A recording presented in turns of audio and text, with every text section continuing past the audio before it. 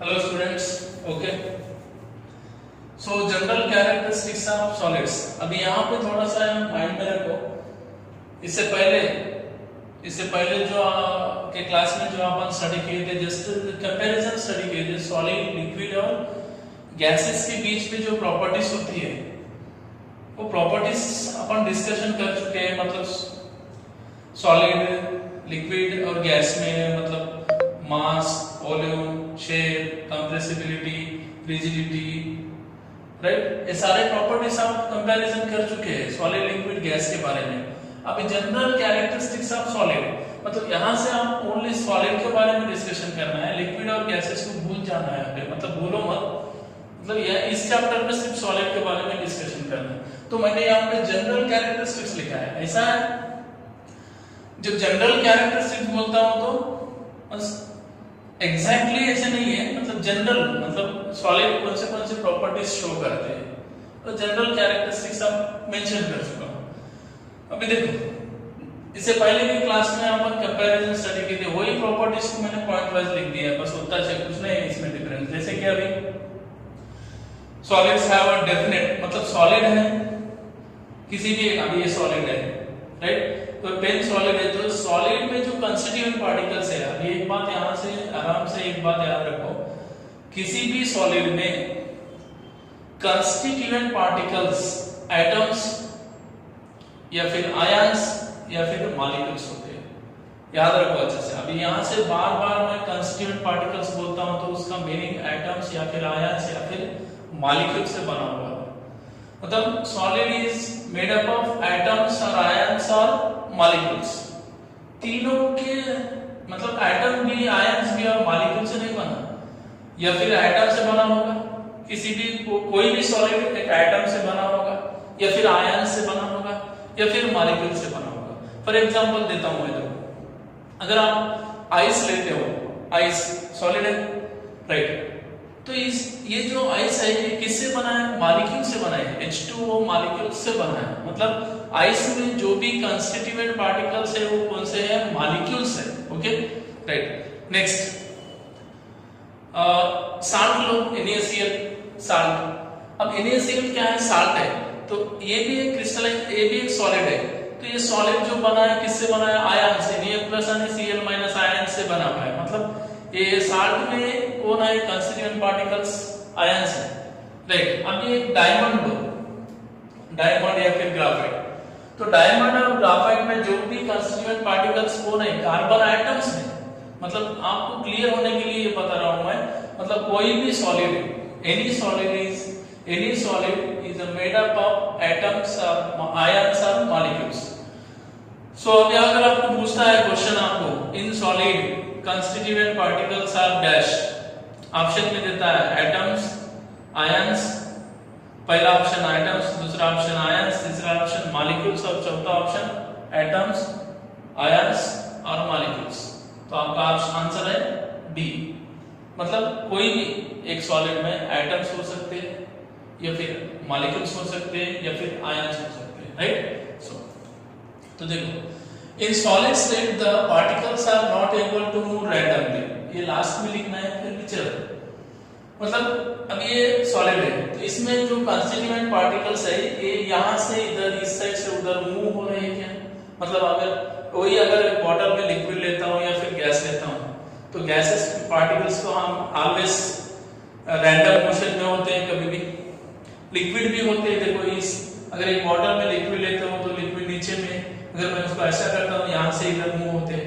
But solid देखो, अब यहाँ पर भी सॉलिड पार्टिकल है, यहाँ पर भी सॉलिड, तो अगर मैं ऐसे करता हूँ इधर के सॉलिड इधर के सॉलिड पार्टिकल उधर मूव होते हैं क्या? नहीं।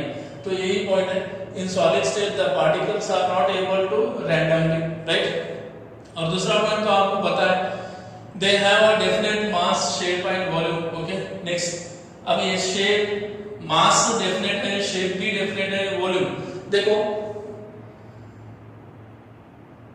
शेप और वॉल्यूम डेफिनेट होने से सॉलिड को रिजिडिटी मिलती है, rigidity, right. So they have high density. अब डेंसिटी का फार्मूला आपको पता है, they have high density.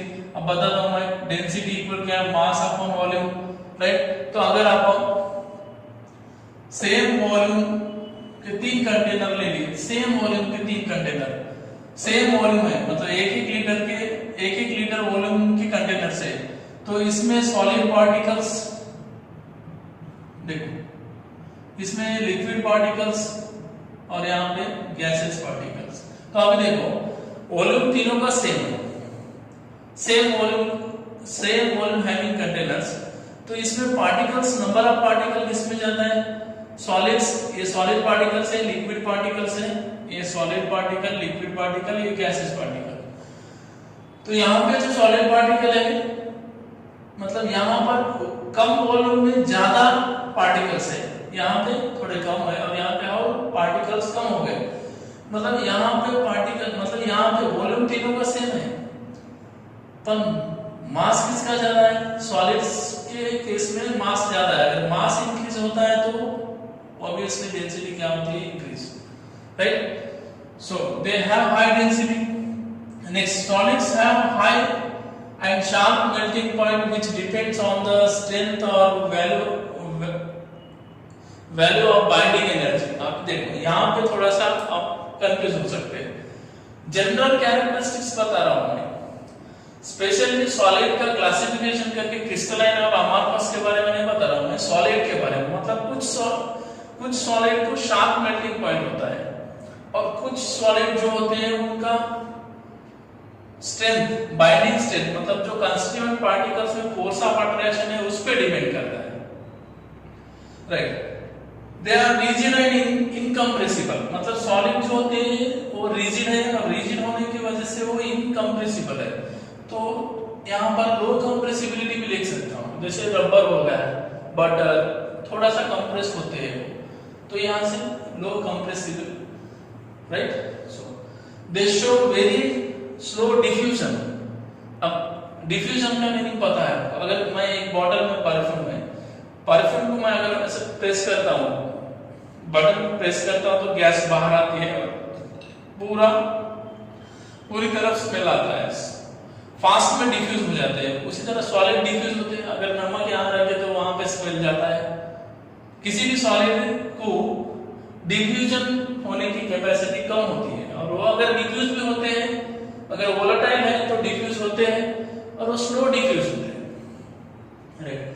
They have short inter particle distance. देखो सॉलिड स्टेट में एक पार्टिकल दूसरे पार्टिकल के साथ डिस्टेंस कम है, मतलब किसी भी सॉलिड में पार्टिकल के बीच में जो डिस्टेंस होता है वो कम होता है, इसलिए they have short inter particle distance.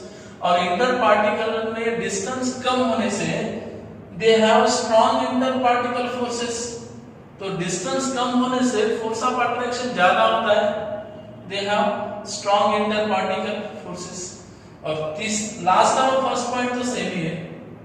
देखो their constituent particles do not have translatory motion, मतलब सॉलिड में जो भी constituent particles है they do not have translatory motions, but can only oscillate or vibrate about their mean positions।